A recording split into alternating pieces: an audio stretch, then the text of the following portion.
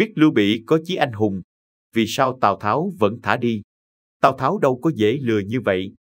Có thể nguyên nhân nằm ở chỗ, lúc này Tào Tháo vẫn chưa phải bậc giang hùng. Theo Tam Quốc diễn nghĩa, Lưu Bị vốn dựa vào âm mưu bí mật của Đổng Thừa, hơn nữa còn ký cả thư thề.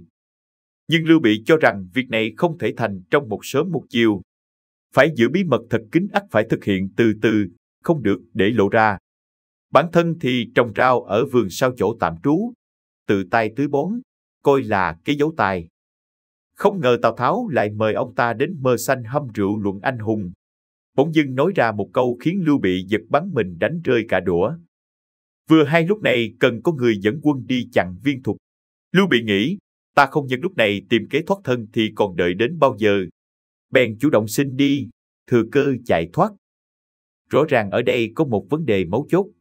Lưu Bị trong lịch sử đi về phía đông đánh Viên Thục là do Tào Tháo phái đi hay là ông ta chủ động xin đi? Là do Lưu Bị chủ động xin đi, Tào Tháo phê chuẩn. Chứng cứ nằm ở Đổng Chiêu truyện và Trình Dục truyện trong Tam Quốc chí.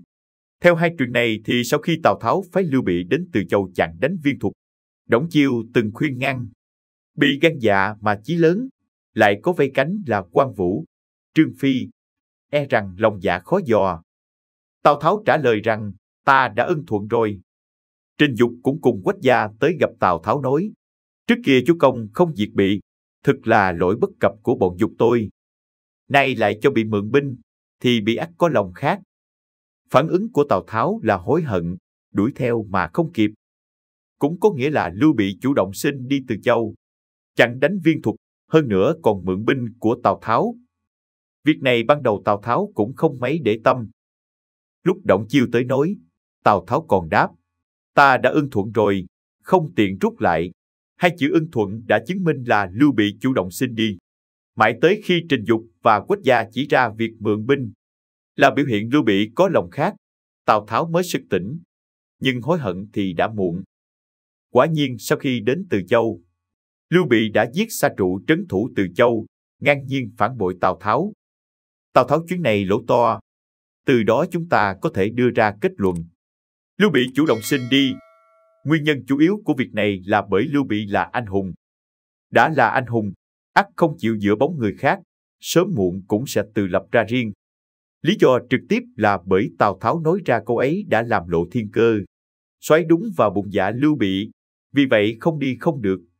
Hơn nữa một đi là không trở lại nữa. Nhưng như vậy lại nảy ra một vấn đề.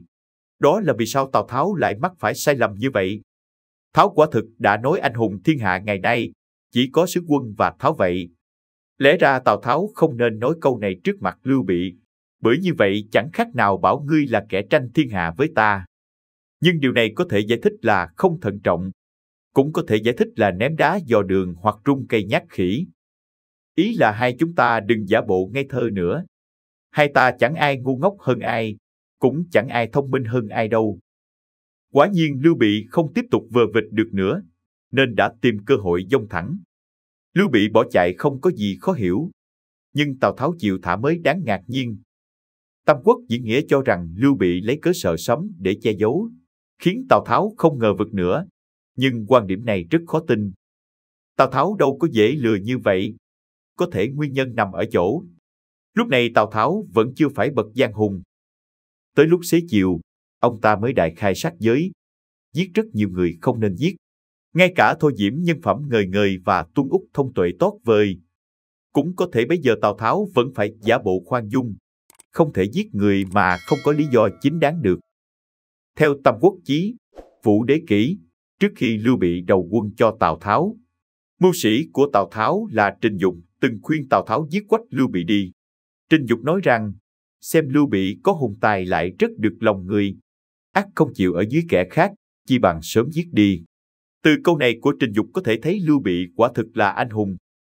Tào Tháo đáp rằng, nay đang lúc thu phục anh hùng.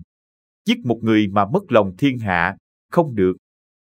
Dĩ nhiên còn một khả năng nữa là, Tào Tháo tuy nhận ra Lưu Bị có chí hướng anh hùng, khí khái anh hùng, hồn cốt anh hùng, tình nghĩa anh hùng, nhưng cũng hiểu rõ ông ta không có đất dụng võ. Mà một anh hùng không có đất dụng võ, thì không thể coi là anh hùng thực sự được. Cũng chẳng cần đề phòng quá mức. Bởi người như vậy trong một chốc một lát cũng chưa làm nên được trò trống gì, chỉ bằng đợi tới khi có lý do chính đáng hẳn xử lý. Hai khả năng trước có thể giải thích vì sao Tào Tháo không giết Lưu Bị, còn khả năng sau lại có thể giải thích vì sao Tào Tháo thả Lưu Bị. Vậy là vì một ý nghĩ chủ quan lơ là, Tào Tháo đã phạm phải sai lầm lớn. Nói ra thì chuyện này cũng là người tính không bằng trời tính. Bởi chẳng riêng Tào Tháo mà ngay bản thân Lưu Bị cũng chẳng ngờ, 8 năm sau buổi mơ xanh hâm rượu ấy, lại có một chính trị gia vĩ đại từ trong rừng núi bước ra, trở thành tổng tham mưu trưởng của Lưu Bị, giúp ông ta dựng nên vương quốc độc lập của riêng mình. Lưu Bị đúng là lật ngược tình thế.